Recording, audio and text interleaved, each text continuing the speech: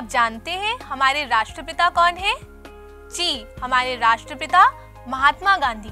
हमारे राष्ट्रपिता महात्मा गांधी ने हमारे देश को आजाद कराने के लिए कठिन लड़ाई लड़ी थी। वे चाहते थे कि हमारे देश के लोग आत्मनिर्भर हों। उन्होंने हमेशा से विदेशी वस्त्रों का बहिष्कार किया। वे चाहते थे कि देश के लोग हाथ कते बुने तागों का उपयोग वस्त्र बनाने के लिए करें। बच्चों, आपने महात्मा गांधी जी को अक्सर चरखे का उपयोग करते हुए तो देखा ही होगा। आपको पता है चरखे का उपयोग कताई के लिए करते हैं, पर क्या आप जानते हैं कि ये कताई क्या होती है? आइए देखते हैं कि कताई क्या होती है। सूती तागे की कताई। आप स्वयं सूती तागा बनाने का प्रयास कर सकते हैं।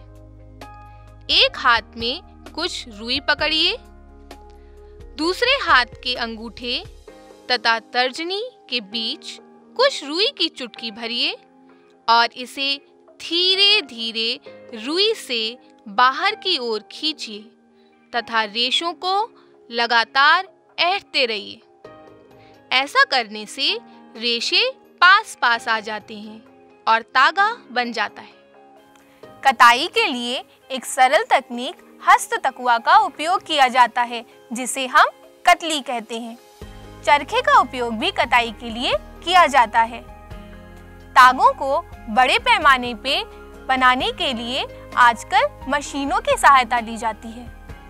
बच्चों, अब तक तो आप समझ ही गए होंगे कि तागे कैसे बनते हैं, पर क्या आपने कभी सोचा है ये जो सुंदर सुंदर वस्त्र आप पहनते हैं वे कैसे बनते हैं? वस्त्र बनाने के लिए दो प्रमुख विधियों का प्रयोग होता है, बुनाई और बंधाई। बच्चों, वस्त्र तागों के दो सेटों से मिलकर बनते हैं। तागों के दोनों सेटों को पहले व्यवस्थित किया जाता है। तागों के सेटों को व्यवस्थित कर वस्त्र बनाने की प्रक्रिया को हम बुनाई कहते हैं। आइए देखते हैं कागज की पट्टियों से बुनाई कैसे की जाती है। तागे से वस्त्र। भिन्न रंगों की दो कागज की शीट लीजिए। इन दोनों में से 30 सेंटीमीटर लंबाई तथा 30 सेंटीमीटर चौड़ाई की वर्गाकार शीट काटिए। अब इन दोनों शीटों को आधा मोड़िए। एक शीट पर रेखाएं खींचिए।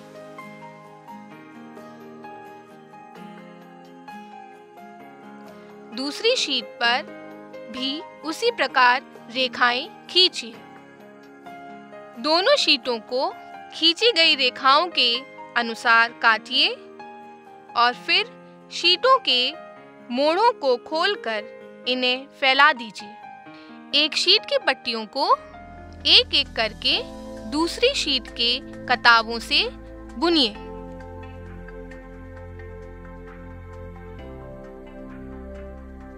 और पट्टियों को बुनने के पश्चात आपको पैटर्न दिखाई देगा।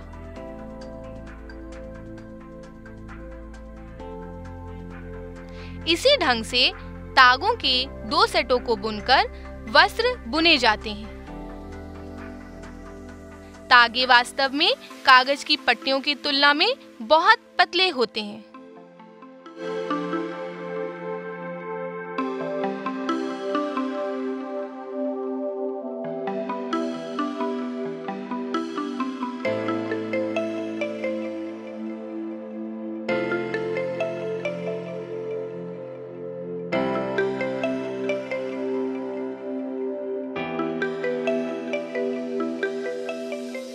बुनाई करने के लिए हम करघों का इस्तेमाल करते हैं और करघे हस्त प्रचलित एवं विद्युत प्रचलित होते हैं। बच्चों, जाड़े में आपकी माताएं आपके लिए सुंदर सुंदर स्वेटर भी बनाती होंगी, पर क्या आपने कभी स्वेटर बुनते हुए ध्यान से देखा है? बंधाई करने के लिए एक तागे का उपयोग वस्त्र के एक टुकड़े को बनाने के लिए किया जाता है। अगर आप स्वेटर के एक तागे को खींचें तो आप देखेंगे कि स्वेटर धीरे धीरे करके खुल जाता है। स्वेटर, मोजे आदि अनेक प्रकार के वस्त्र बंधाई द्वारा बनाए जाते हैं। वस्त्र बनाने के लिए हम प्रमुख दो विधियों का प्रयोग करते हैं, बंधाई और बुनाई। बंधाई के लिए हम हाथ एवं मशीनों का भी इस्तेमाल करते हैं। बच्चों, क्या आपने कभी सोचा है कि प्राचीन काल में लोग पहनने के लिए किन सामग्री का प्रयोग करते थे? प्राचीन काल में लोग वस्त्र पहनने के लिए अनेक प्रकार की सामग्रियों का प्रयोग करते थे, जैसे कि पेड़ों के बड़े बड़े पत्ते, पेड़ों की छालें, जानवरों की खालें एवं सूमर। कृषि समुदाय में बसने के बाद लोगों ने पतली पतली टहनियों और घास से बुनकर चटाई और टोकरियां बनाना सीखा। फिर उन्होंने लताओं और जंतुओं के ऊन से मिलकर वस्त्र बुनना शुरू किया। बच्चों, प्राचीन भारत के लोग रुई से बने वस्त्र पहनते थे, जिसे वे गंगा नदी के निकटवर्ती क्षेत्रों में उगाया करते थे। क्या आपको पता है, फ्लैक्स भी एक पौधा है जिससे हम प्राकृतिक तंतु प्राप्त करते हैं। प्राचीन मिस्र के लोग रुई और फ्लैक्स से मिलाकर वस्त्र बनाते थे और फ्लैक्स वे नील नदी के निकटवर्ती क्षेत्रों में उगाया करते थे। उन दिनों लोगों को सिलाई करना नहीं आता था। उन दिनों लोग अपने शरीर के विभिन्न भागों को वस्त्रों से ढक लेते थे। वस्त्रों से ढकने के लिए वे विभिन्न प्रकार के ढंगों का उपयोग करते थे। सुई के आविष्कार के बाद लोगों ने वस्त्रों को सिलकर कपड़े के रूप में पहनना आरंभ किया और आज हम बाजार में विभिन्न प्रकार के सिले हुए वस्त्र देख सकते हैं। पर आज भी साड़ियों, लुंगियों, धोतियों और पगड़ियों का बिना सिले वस्त्रों के रूप में उपयोग होता है। तो बच्चों, जिस प्रकार हमारे देश में विभिन्न प्रांतों में अनेक प्रकार के भोजन खाए जाते हैं, उसी प्रकार हमारे देश में विभिन्न प्रांतों में अलग अलग प्रकार के वस्त्र भी पहने जाते हैं। तो बच्चों, आज हमने क्या सीखा? हमने सीखा तंतुओं से तागा बनने की प्रक्रिया को कताई कहते हैं। तागा बनने के लिए दो प्रमुख विधियों का प्रयोग होता है, जिसे हम बुनाई एवं बंधाई कहते हैं। तागों की बुनाई और बंधाई से वस्त्र बनता है। इस कार्यक्रम में हमने कुछ प्रमुख शब्दों को जाना, जैसे रुई, वस्त्र, तंतु, बंधाई, कताई, बुनाई और तागा। तो आज हमने जाना वस्त्र सामग्री तथा वस्त्रों में विविधता होती है, जैसे सूती, रेशमी, ऊनी और पॉलिएस्टर। वस्त्र तागों से बनते हैं, जिन्हें तंतुओं से बनाया जाता है। तंतु या तो प्राकृतिक होते हैं अथवा संश्लिष्ट। रेशम, ऊन और जूट कुछ प्राकृतिक तंतु हैं, जबकि नायलॉन और पॉलिएस्टर कुछ संश्लिष्ट तंतुओं के उदाहरण हैं। रुई और जूट जैसे तंतु पादपों से प्राप्त किए जाते हैं। तंतुओं से तागा बनाने की प्रक्रिया को कताई कहते हैं। तागों की बुनाई और बंधाई से वस्त्र बनता है। अभ्यास। चलिए इन तंतुओं को प्राकृतिक तथा संश्लिष्ट में वर्गीकृत करते हैं। नायलॉन, ऊन, रुई, रेशम, पॉलिएस्टर, पटसन। ऊन, रुई, रेशम, पटसन यह प्राकृतिक तंतु है।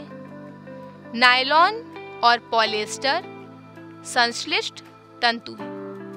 आइए इन कथनों में से सत्य एवं असत्य कथनों को जानते हैं। तंतुओं से तागा बनता है। सत्य एवं असत्य। यह सत्य है।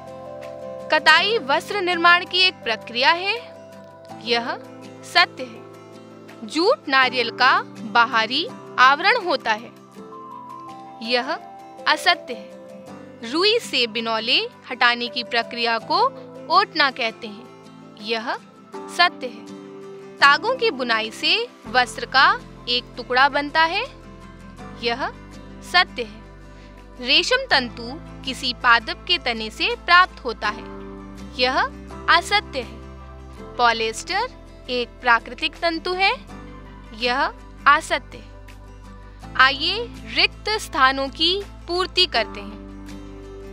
कपास और जूट से पादप तंतु प्राप्त किए जाते हैं। ऊन और रेशम जांतव तंतु हैं। रुई तथा जूट पटसन पादप के किन भागों से प्राप्त होते हैं?